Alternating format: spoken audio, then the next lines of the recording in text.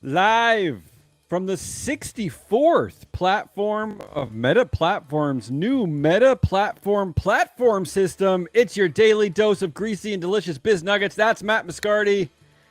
Emma lurks Yeah, elsewhere she's not. today. I don't know. She's disappeared. Today in our soddened bag, marked November 4th, 2021, we talk Papa John, 23andMe spit tests, the Meta fake out, and a couple of misguided headlines. Yeah, Woo!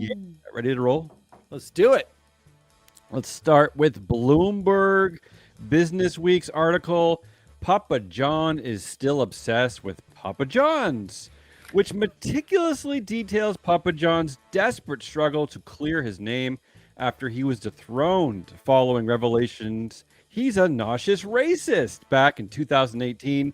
I can't do the article justice here, but props to author Devin Leonard. It is Solid. packed with amazing details, like that Papa John cannot stop eating Papa John's pizza, having had 800 pizzas in the last 18 months, and that his mansion features a 16-foot tall sculpture of two eagles descending from the sky, mating.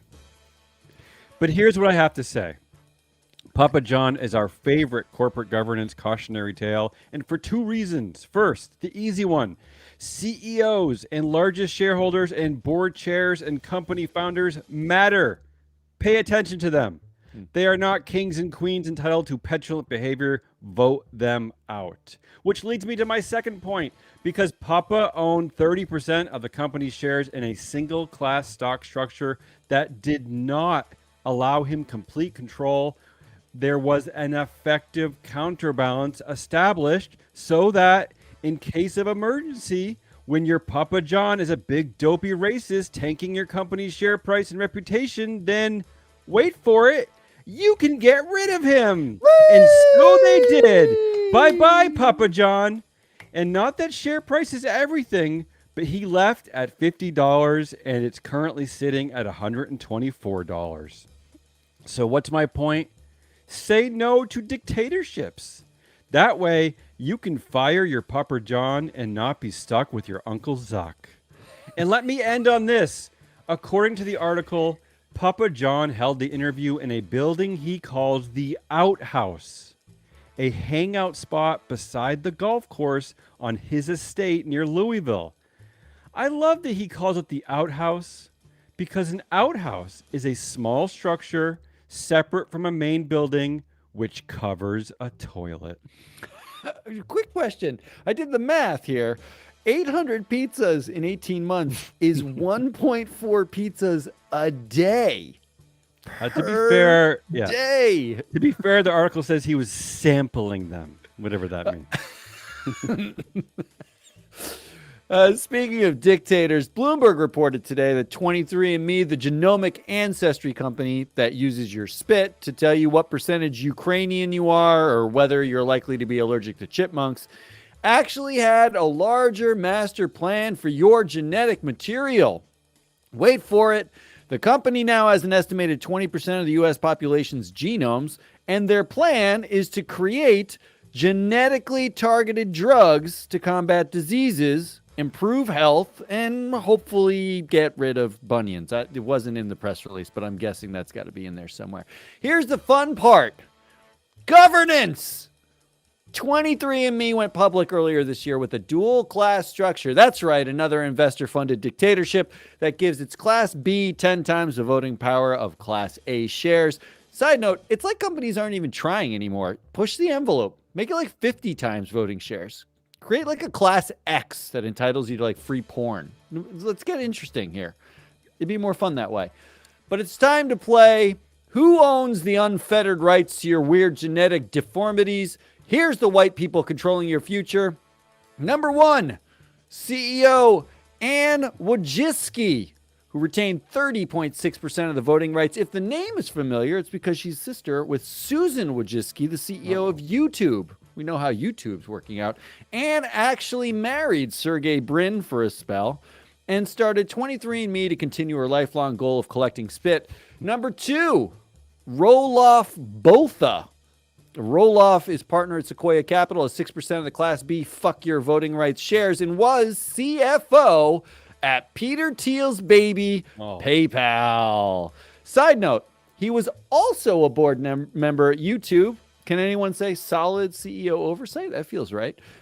Number 3, ABC LLC. Sound weird?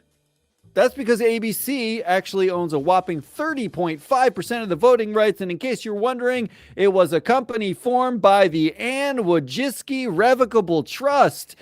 Ann Wojcicki, one woman, owns 60% of the voting rights, hand-selected a board that includes her friend Roloff, the current chief product officer at YouTube, who she knows through her sister, her own chief science officer, and other of her investors named Patrick Chung, and a couple of randos I think she met at a gala somewhere. And these are the people entrusted with your genetic makeup so they can give it to law enforcement or ISIS or Palantir, whoever they want.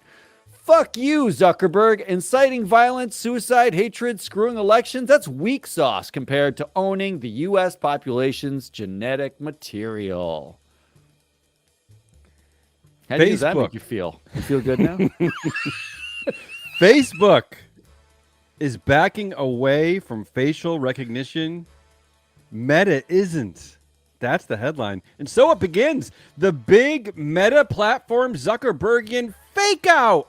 Woo! The strategy is crystal clear now. Make them say Facebook less and show them shiny nickels with your right hand while you strangle an orphan with your left hand. Is that how it works? Facebook says it will stop using facial recognition for photo tagging, announcing that the platform will delete the facial templates of more than 1 billion people and shut off its facial recognition software, which uses an algorithm to identify people and photos they upload to Facebook.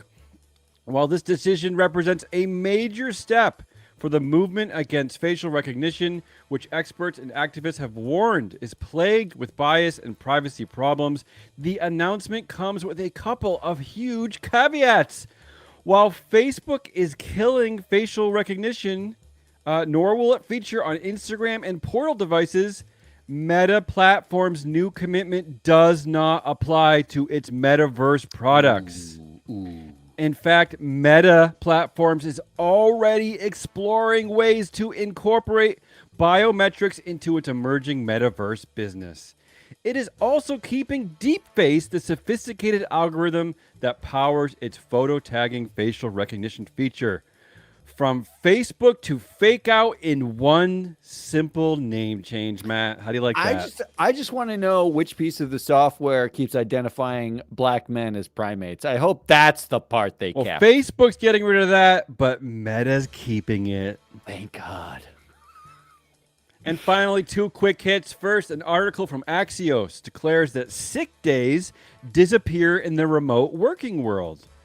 Working through sickness and fatigue makes it harder for people to recover quickly and completely, prolonging the harm to their health and productivity. It also leads to an epidemic of presenteeism, showing up for work when you're not feeling up to it and not doing your best job. Fake news, Axios! People are working from home to avoid humanity. They're not getting sick anymore. How do I know this? I'm at home. Am I sneezing?